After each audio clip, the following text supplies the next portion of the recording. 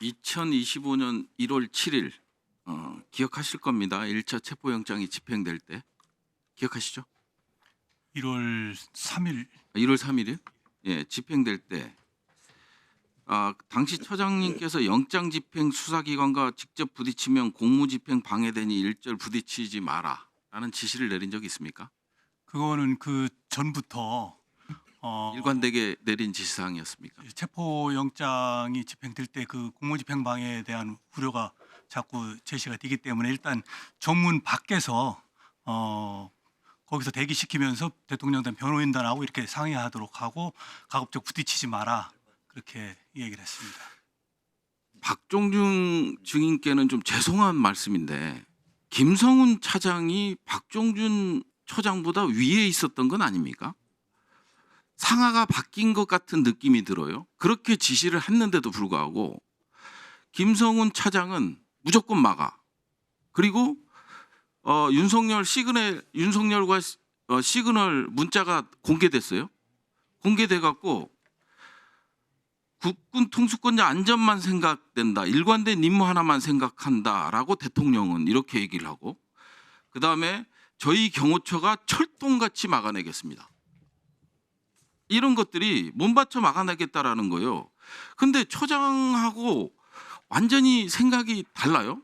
당일 그 원래 저희들은 정문 밖에서 됐고요. 대기시키면서 하기로 했는데 정문이 갑자기 개방되면서 이제 예상치 못한 상황이 갑자기 아니 예상치 못해도 공무집행 방해 혐의가 적용될 수 있으니까 그 명령이 옳다 그러다가 아니라 어떻게 처장과 차장이 전혀 다른 명령을 내립니까? 그게 맞냐 하는 거고요. 또 하나 그 경호처 직원들이 보안법 보안성 강화 방안 검토 결과를 처장님께 보고했죠? 저는 그 보질 못했습니다. 못했습니까? 예. 이 사실은 알고 계시죠?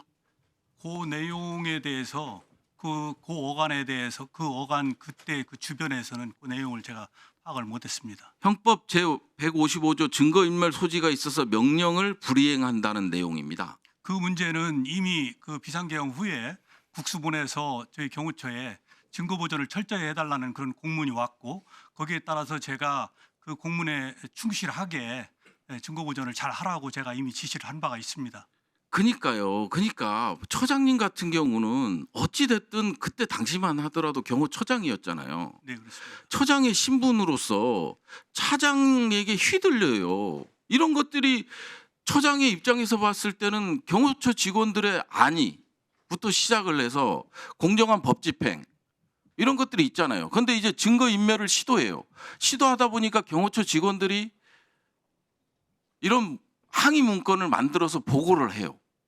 거기서 과연 처장님의 역할이 뭔지 제가 충분히 평상시에도 직원들에게 모든 업무 처리를 법과 원칙에 의해서 진행하도록 했고 이런 큰 비상경과 같은 큰 일이 있을 때에는 그 사후에 여러 가지 문제가 생길 수 있는 부분들을 좀 세세하게 잘 챙기라고 이야기를 했습니다. 아니 뭐 세세하게 챙기라고 말씀하시. 제가 처장님을 보고 있거나 이제 말투를 보면 정말 인자하시고 단호함이 안 보이세요.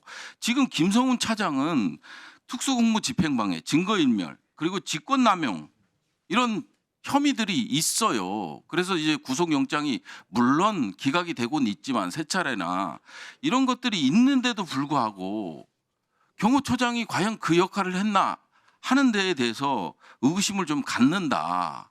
뭐 이제 다 지나간 얘기긴 하지만 어떻게 경호처가 이게 완전히 당나라 경호처가 돼버리는 이런 상황이 발생하고 어떻게 위헌적 행위를 한 대통령을 수사하겠다고 경호차장이라는 사람이 목숨 걸고 서버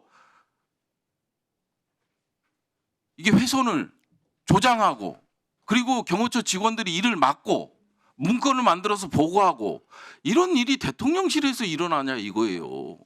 죄송하지만 저도 나름대로 어쨌든 경호처장으로서의 역할을 했고 또 그에 따라서 지금 수사를 받고 있습니다. 알겠습니다. 감사합니다. 들어가 주시고요. 제 시간 멈춰주세요. 윤인대 차관보 계십니까?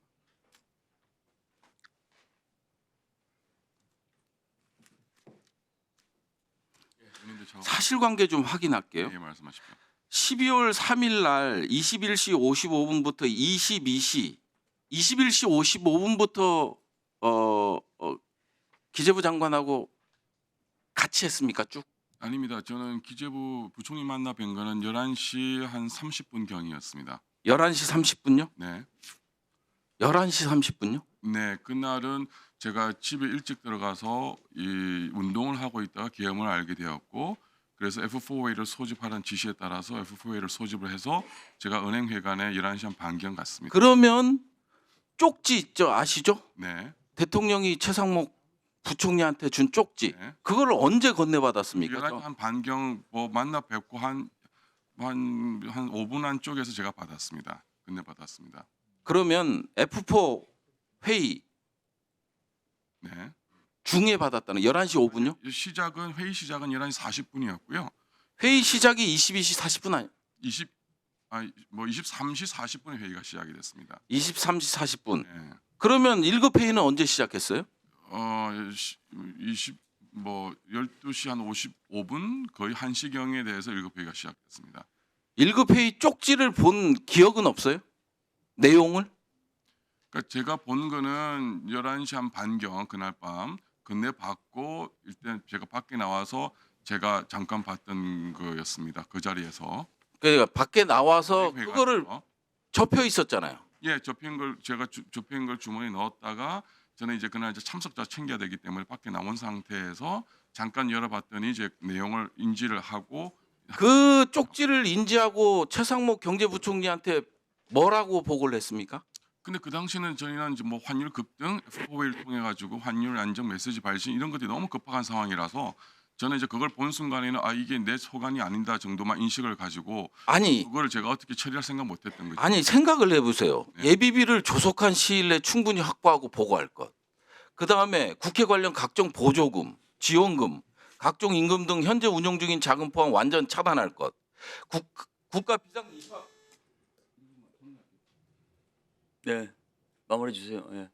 국가 비상 입법 기구 관련 예산을 편성할 것. 차관 보시잖아요. 네. 아 이런 쪽지 내용을 확인하고도 경제부총리한테 보고를 안 합니까? 아니요. 그 경제부총리가 혹시 다 알고 있는 내용 아니었어요? 다시 한번 말씀드리지만 제 담당은 아니었고요. 예비비 이런 부분들이 저는 그 당시 F4A에서 환율이 급등하는 상황이었고 긴급하게 또 윗분들 모셨기 때문에 자 그러면 얘는 가지고 최상목 있었습니다. 부총리는 윤석열 대통령한테 네. 옆에 실무자를 통해서 받았다고 했고 네. 윤석열은 쪽지를 준 적이 없다고 하는데 차관보께서는 들은 게 뭡니까? 이 쪽지 전달 과정에서 저는 누가 거짓말하는 겁니까? 그냥 들고 있으라는 말만 들었고 방금 의원님 말씀하신 내용은 저는 사후에 언론 보도를 통해서 알았습니다. 저 총리님께 딱 한 가지만 됐습니다. 한 가지만 여쭙겠습니다. 비상입법기구 설치와 관련돼서 총리의 입장에서 알고 계셨습니까 당시에? 전혀 몰랐습니다. 전혀 몰랐어요.